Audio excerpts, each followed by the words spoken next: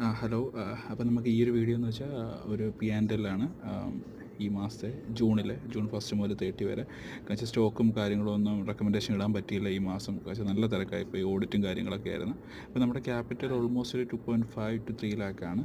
അപ്പം എല്ലാം കൂടെ ഒരുമിച്ച് ഒരു സ്റ്റോക്ക് ഇൻവെസ്റ്റ് ചെയ്യല്ല, 10-12 സ്റ്റോക്കിൽ നമ്മൾ അത് കണക്ക് ഡിവൈഡ് ചെയ്താണ് ഇൻവെസ്റ്റ് ചെയ്യുന്നത്. ഇൻവെസ്റ്റ് വെച്ചാൽ സിങ്ക് ട്രേഡ്, നമ്മളൊരു 2 വീക്സ് 3 വീക്സ് അങ്ങനെ നല്ല പൊട്ടൻഷ്യലുള്ള സ്റ്റോക്ക് നോക്കി. അപ്പോൾ നമുക്ക് ഈ മാസത്തെ P&L റിലീസ്ഡ് പ്രോഫിറ്റ് എന്ന് പറയുന്നത് ഓൾമോസ്റ്റ് 25K ആണ്. ഇതിൽ തന്നെ മിഡ് ക്യാപ്പോ ലാസ്റ്റ് ക്യാപ്പോ ഉണ്ടെങ്കിൽ പ്ലെഡ്ജ് ചെയ്തിട്ട് ഞാൻ ഓപ്ഷൻസും കൂടെ ചെയ്യുന്നുണ്ട്. ആ ഒരു ക്യാപ്പിൽ തന്നെ പ്ലെഡ്ജ് ചെയ്തിട്ട് ഓപ്ഷൻസും കൂടെ ചെയ്യുന്നുണ്ട്.